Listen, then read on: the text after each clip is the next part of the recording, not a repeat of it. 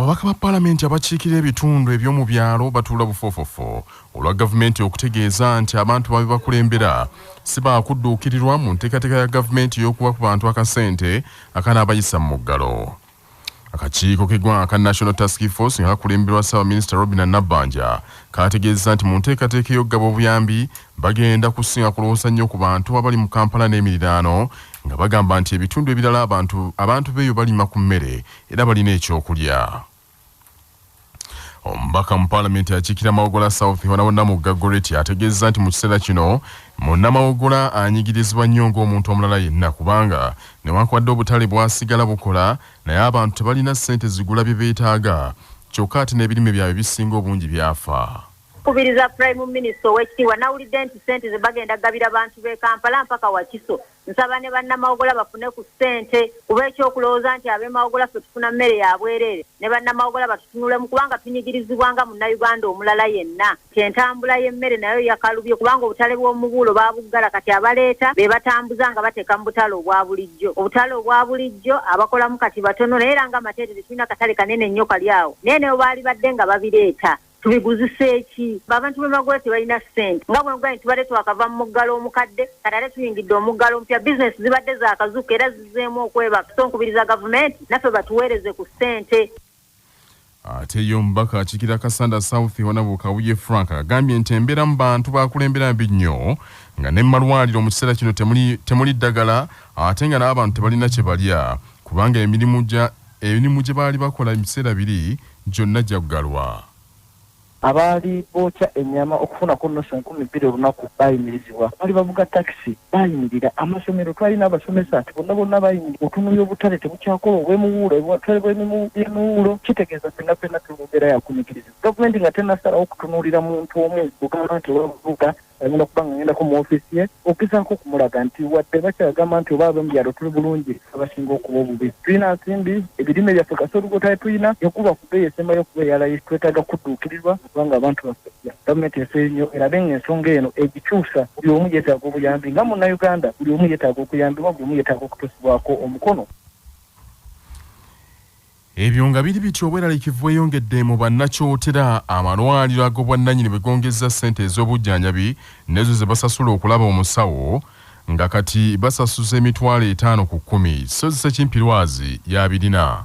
Gye buvuddeko ng'okulaba dokita omukugu mu malwaliro gonna ag'obwannannyini mu disitulikiti eno ekyotera obadde owaayo wakati w'15,000 n'omutwalo kyokka ng'okuva ekirwadde kya coronavirus lwe kyatabuka ekitabukira abantu bonna badokita bakugu bano kati baduumudde ensimbi ng'okulaba dokita n'okumwebuuzaako osasula wakati w'5,000 ne 10.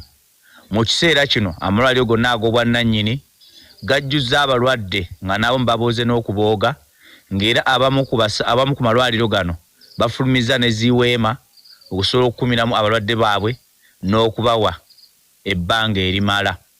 Abamu ku basawo twogereko n'abataagadde kwatuukiriza amannya bagamba nti okuva amalwaliro ga gavumenti abasawo lwe baagaddukamu nga batidde olw'okukwatibwa ekirwadde nga namu bali baakwatibwa dde ekirwadde kino olwo obuddukiro bubadde mu malwaliro ag'obwannannyini.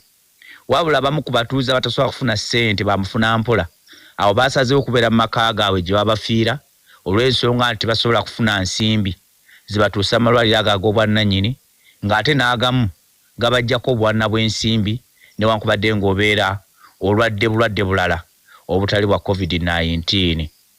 Kula CBS FM nze Ssekimpirwazi kyotera. Poliisi evunaanyizibwa ku kukuuma obutonde bw'ensi ezzeemu okutabukira abatuuze abawongedde okwesenza mu ntobazi mu disitulikiti y'e Wakiso nga tebasoose kufuna lukusa okuva eri ekitongole ekyannema ekirabirira obutonde. Poliisi ekedde kutalaga bitundu eby'omu ntobazi mu disitulikiti y'e Wakiso era ebitundu ebisinga obungi esanze byasengwamu dda. Bakulembeddwamu omumyuka waakulira ebikwekweto mu poliisi ekuuma obutonde bw'ensi Xavier Sekanabo ne batalaga ebitundu ebiwerako mu Wakiso kwe kusaba abakulembeze b'ebitundu ku LC ku mitendera gyonna beekolemu omulimu ku bantu abasaanyawo obutonde nga n'abamu beekwasa nti balina olukusa okuva mu ofiisi eza waggulu. kyendabula kiri bwekiti abantu abali mu ntobazi baveemu abalyako sente alyaza bwerere government egenda kukkiriza and what the chairman LC3 can write even if we wrote to the president today the president will make a note chairman LC3 chairman LC1 aba district council aba LC3 council yewakiso if he made a documentation to the RDC also wrote something to the president the executive director and the minister will be ordered to come and listen. So me I'm doing a very a wetland of national importance. They accept tourism, research and ecological study. Tebakiriza ko bintu birala nti digging and everything. Abakulembeze b'ebitundu bategeezezza nti okutwaliramu abantu abo abongera okwesenza mu ntobazi n'okuba tebabatya kuba bangi beeyogerako nti b'amaanyi. Tugenda okukeera ku makya nga tulaba bayiyewo ettaka tugenda okulaba nga abantu bataddewo embeera endala yonna netutamanya ani abaguza naffe ng'abakulembeze twewuunya bwewuunya ani akola ekintu ekifaanana bwe kityo twakiripootinga ewa madamu RDC tukize tukiripootinga mu nnema okola nti embeera eno ejja n'ebaawo ey'okuba nga ekitoogo embeera y'obutonde bongera ogisaanyaawo so tulowooza nti singa embeera eno tunaakwatira wamu n'abakulembeze baffe waggulu tusobola ogiziyiza nga LC nga tubategeeza embeera yonna eba eriwo ne baani abakyetabamu waffe nga LC tetukimanyiiko tetumanya ani era akikola ku lwani. Abatuuze balumiriza poliisi nti yeebikkirira abanene bano naddala abachina abazimba amakolero mu ntobazi entakera. Mazima genyini gavumenti webanga ina process zekola etunulye n'abanaku kinaffe tuli bantu naye si kutuleka bulesi batyo bajje wano bajje bagambe no muveewo waawo nedda naffe tujiwuliza abachina bati baboogerako olw'okuba basanga abali wano okukkubo nti muveewo ate nga naffe tuli wakalu twali tukubirawo buloka zaffa ne bajja nnema netugobawo buloka ne bazoonoona kaliza naye bagamba mbuno muli mu ntobazi ate nga ffe twayonoonerwa ebyaffe era neeno era kye bagenda okujja bakole etwasasulwa adde 10 n'eki. Bannakibiina ekiri mu buyizi ekya NRM mu disitulikiti y'e Lwengo si basanyufu olwa ssentebe waabwe w'ekibiina era omukulembeze eggwanga Yoweri Kaguta Museveni okulonda baminisita bagenda okuweereza nabo kyokka ne baviiramu awo ng'ayo ky'omusota ng'ewaabwe pulezidenti teyalonzeeyo muntu yenna so nga disitulikiti eyo yamwogera nnyo mu kalulu akakaggwa. Bannakibiina bano nga bakulembeddwa mu matovu bo ne bagamba nti bamanyi kye baakola gavumenti eno kuba ebbanga lyonna bazze balonda mwami Museveni ti naye okuva eyali minisita keezimbira muyingo lwe yafa mu kitundu kyabwe taddangayo okuggyayo minisita.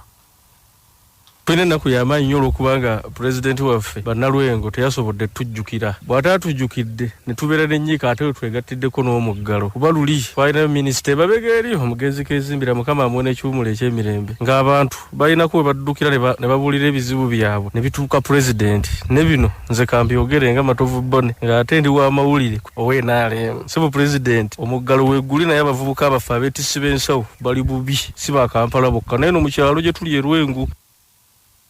Kalungi Alozi asinga naye Munnalwengo agambye nti embeera gye balimu mbi ddala n'okusinga ennyo mu bavubuka kwe kusaba omukulembeze w'eggwanga abataase kubanga ebizibu nkuyanja bibazimbyeko akayumba. Kalungi Alozi tuuze w'e Lwengo district ate abatuuze abavubuka tebalina kyakulya n'ekolera gyaffe nga naffe abamu bemugamba nti tuli bulungi naffe tuli bubi olw'ebizibu ebyatutuukako. Tusaba pulezidenti Museven naye okuva minisita gwe wali watuwa miyingo keezimbira we yava abavubuka watuleka mu bbanga. Ebyerwengo nga biri biti abatuuze b'e Mubende munisipaali bafunye entiisa bwe basanze nga munnaabwe afudde ekiziiro olw'okumusibira mu nnyumba akawungeezi ng'atya okukubwa emigo gya poliisi ekwasisa ebiragiro bya Curfew. Sebufu baana ba kintu kalutuvire ku ntono. Abatuuze Mubende municipality baguddemu entengero bwe basanze munnaabwe ng'afiiridde mu nnyumba olw'ekiziiro. Bano bategeezezza nti obuzibu buvudde ku kubagobaganyanga entakero okuyingiranga ennyumba nga bukyali olwo ne bawalirizibwa okufumbiranga mu nnyumba ekiviiriddeko bannaabwe okutandika okufiirwa obulamu. Omugenzi ategerekese n'abatanzidde ezi era ng'ono abadde mutuuze mu kibaati ekisangibwa mu Mubende municipality. Bannyonnyodde nti ono poliisi yamuyiririzza okuva ebweru ayingire nga bukyali olw'embeeko zeebadde ng'ebaggunda naye era kye yakoze olwo n'alyoka akwata essigiri ne byonna n'agiyingiza mu nnyumba n'atandika okufumbira omwo ekimuviiriddeko okufa ekiziiro. Bano bagambye nti embeera eno ebatadde ku bunkenke nti era wasaanye okubaawo ekikolebwa mu bwangu ddala okulaba nga bataasa obulamu bwabwe nti kubanga embeera gye bakoleramu mu kiseera kino ya bunkenke nnyo ddala ebaviiriddeko n'okutandika okufiirwa obulamu. Ne bakubira poliisi si mu poliisi nejja era genza okujja okutula oluggi ng'omuntu mufu yafudde kiziiro kya sigiri.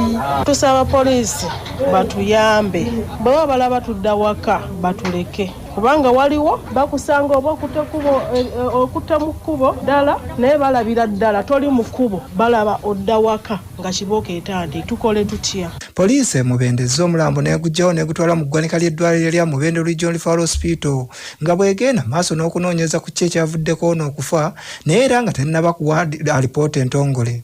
Ssebuufu baana ba Kintu, CBS FM Mubende. Mu kiseera kino nga poliisi mu Kampala emirala eyongedde okusuula emisanvu mu nguudo zonna ezingira ekibuga Kampala. Ate abakulembeze b'abasuubuzi batabuse butabusi bagamba nti akano enjala eyolekedde okubattira mu nju zaabwe.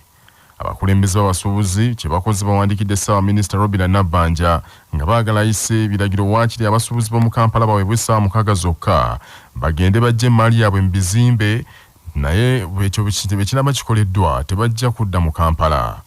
Godfrey Katongole, ssentebe w'ekibiina ekigatta abasuubuzi ekiyitibwa Kata, agambye nti gavumenti esaanye emanye nti abantu bali bubi nnyo nga batuuse okwerya enkuta. Era ndowooza omuntu okujja mu dduuka n'aggyamu ekintu ky'ayagala n'agenda asobole okukitunda afunemu ensimbi ezirabirira abaana, era nakyo si kikya. Tutasobola kusiiga muntu kolona. Twawandiikidde Prime Minister Right Honorable Nabbanja, ne tuwandiikira Minisita Kampala omukyala Minsa Kabanda nga tubasaba bakkirize batuweeyo olunaku lumu oba essaawa 6 bakkirize abasuubuzi bajje buli omu ajjemu kyayagala mu dduuka.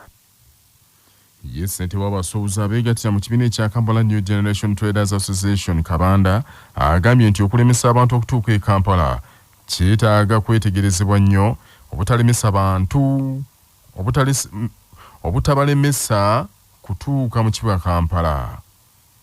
Essaawa zino poliisi kyeyina okukola si kyekyo. Poliisi ekwatagane naffe abakulembeze b'abasuubuzi. Bw'emala okukwatagana naffe tugambe kyekyetaagisa nti ekyetaagisa abantu okufulumya ebintu, ate nabo bennyini nga gavumenti banguyirizeeko okutuwa essente ez'okukozesa ewaka. Bannaffe ge mawulire ge tujja mu bitundu bya Buganda essaawa zino. Tujja kuddingana ku ssaawa 9 n'amawulire amalala. Mugira mbaayo.